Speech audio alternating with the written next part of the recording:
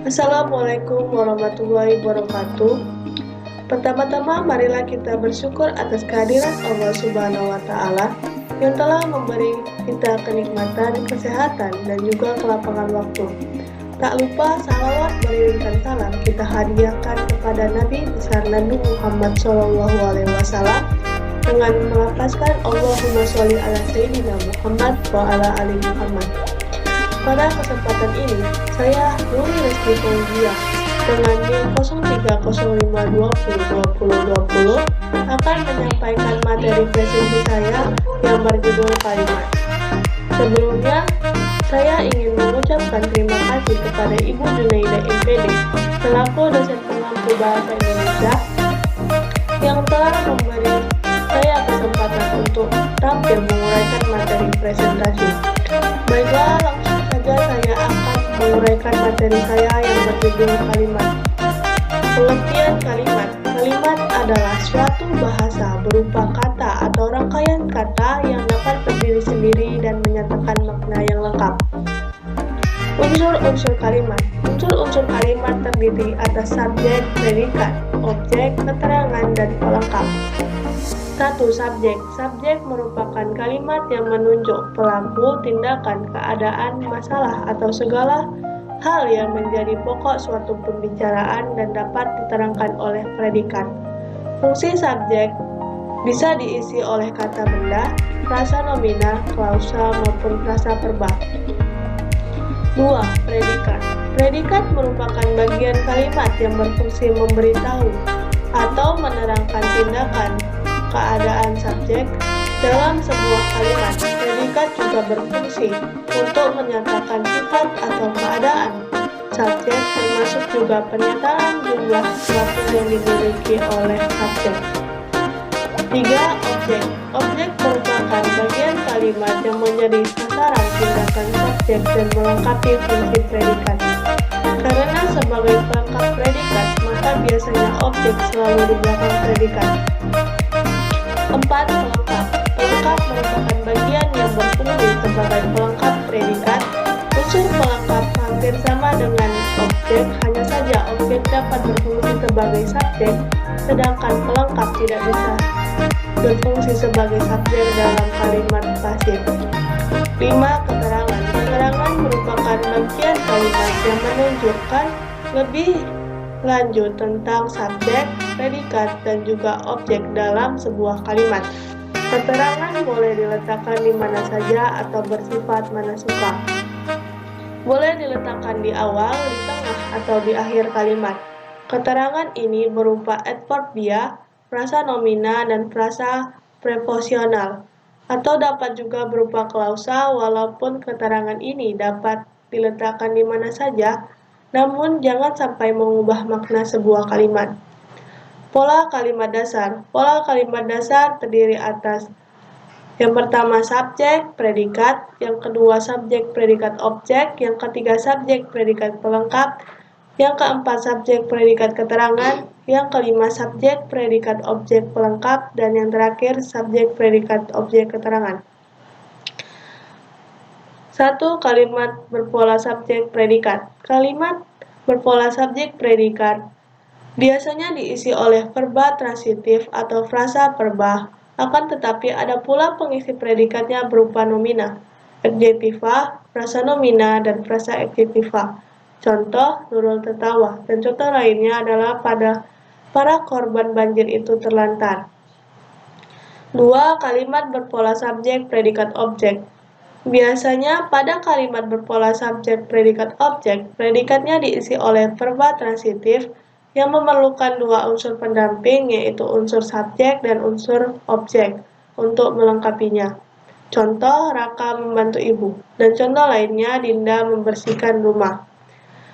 3. Kalimat berpola subjek predikat pelengkap. Kalimat ini sama seperti tipe kalimat subjek predikat objek, hanya saja dua unsur pendamping yang melengkapi predikat adalah subjek dan pelengkap. Contoh, banyak orang ingin menjadi pengusaha, dan contoh lainnya, tas merupakan tempat untuk membawa sesuatu.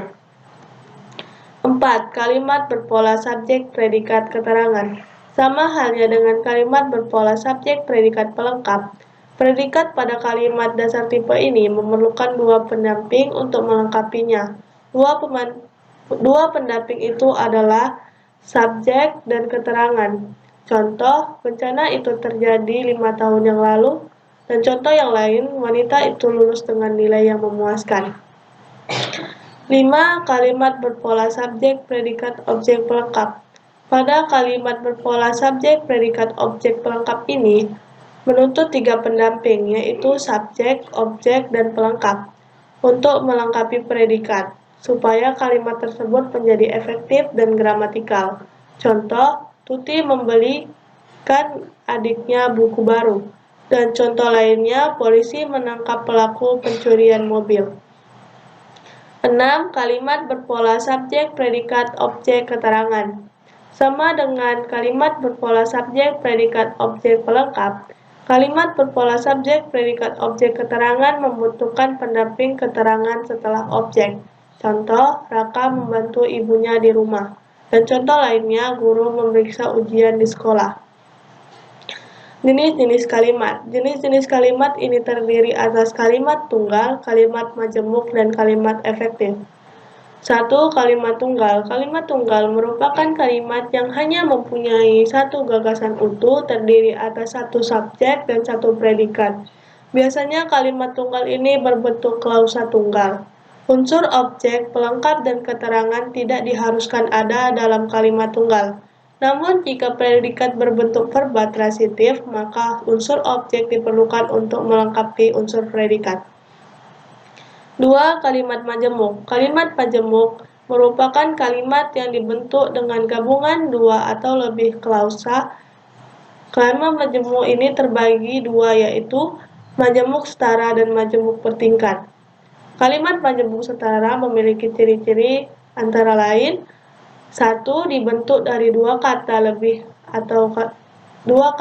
atau lebih kalimat tunggal. 2. Kedudukan kedua kalimat atau klausa tersebut sederajat, dan kalimat majemuk setara dapat konjungsi atau kata penghubung yang biasanya terdiri dari, dan, baik, maupun, dan lain-lain. Kalimat majemuk bertingkat. Kalimat majemuk bertingkat juga terdiri dari gabungan beberapa klausa tunggal. Hanya saja dalam kalimat majemuk bertingkat, kedua klausa itu tidak sama atau tidak sederajat. Karena klausa yang kedua merupakan perluasan dari klausa yang pertama. 3. Kalimat efektif.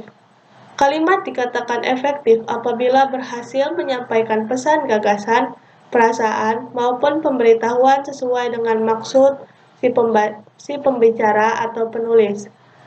Untuk itu, mengirim suatu pesan tersebut harus memenuhi syarat sebagai kalimat yang baik, yaitu strukturnya benar, pilihan kata yang tepat, hubungan antar kalimat yang logis, dan ejaan pun harus benar. Syarat-syarat kalimat. Syarat-syarat kalimat terdiri atas kesatuan bahasa, koherensi yang baik dan kompak, penekanan, variasi, paralelisme, dan penalaran atau logika. 1. Kesatuan gagasan. Setiap kalimat yang baik harus jelas, memperhatikan kesatuan gagasannya, mengandung satu ide pokok. Tidak hanya itu, kalimat pun harus memiliki keseimbangan yang harmonis antara pikiran dan struktur bahasa yang dipakai. Ciri-ciri kesatuan gagasan. Yang pertama, memiliki adanya subjek dan predikat yang jelas. Yang kedua, tidak terdapat subjek ganda. Yang ketiga, tidak menggunakan kata penghubung intra kalimat dalam kalimat tunggal. Yang keempat, predikat kalimat tidak didahului oleh kata yang. 2. Koherensi yang baik dan kompak. Yang dimaksud dengan koherensi yang baik atau kepaduan yang baik dan kompak adalah hubungan timbal balik yang baik dan jelas antara unsur-unsur atau kata, kelompok kata yang membentuk kalimat itu. 3. Penekanan. Dalam bahasa lisan kita dapat mempergunakan intonasi, gerak-gerik, dan sebagainya untuk memberi tekanan pada sebuah kata. Sedangkan dalam bahasa tertulis, hal tersebut tidak mungkin dilakukan. Namun, penekanan kata dalam kalimat dapat digunakan dengan cara-cara seperti ini. Yang pertama, mengubah posisi kata atau frasa dalam kalimat. Yang kedua, mempergunakan repetisi atau frasa. Yang ketiga, pertentangan kata atau frasa. Dan yang keempat, partikel penekanan. 4. Variasi. Variasi merupakan suatu upaya yang bertolak belakang dengan repetisi. Jika repetisi lebih banyak menekan kesamaan bentuk, maka variasi justru menghindarinya, agar tidak terlalu monoton. Untuk itu, dalam variasi dapat dilakukan dengan cara yang pertama, variasi sinonim kata, yang kedua, variasi panjang pendek kalimat, yang ketiga, variasi menggunakan kata me dan di, yang keempat, variasi dengan mengubah posisi dalam kalimat. 5. Paralelisme. Paralelisme menempatkan gagasan-gagasan yang sama penting dan sama fungsinya ke dalam suatu struktur atau konstruktur gramatikal yang sama. Paralelisme atau kesejajaran bentuk membantu memberikan kejelasan dalam unsur gramatikal dengan memperhatikan bagian-bagian yang sederajat dalam konstruksi yang sama. 6. Penalaran atau logika. Yang dimaksud dengan jalan pikiran adalah suatu proses berpikir yang berusaha untuk menghubungkan fakta-fakta menuju kepada suatu kesimpulan yang masuk akal. Tulisan-tulisan yang jelas dan terarah merupakan perwujudan dari berpikir logis. Itu saja, demikian presentasi yang saya kali ini. Semoga apa yang saya katakan dapat bermanfaat bagi kita semua. Jika ada kekurangan, tolong maafkan. Saya mohon ampun kepada Allah, karena kesempurnaan benar-benar hanya milik Allah Subhanahu wa Ta'ala. Khairul kalam, wassalamualaikum warahmatullahi wabarakatuh.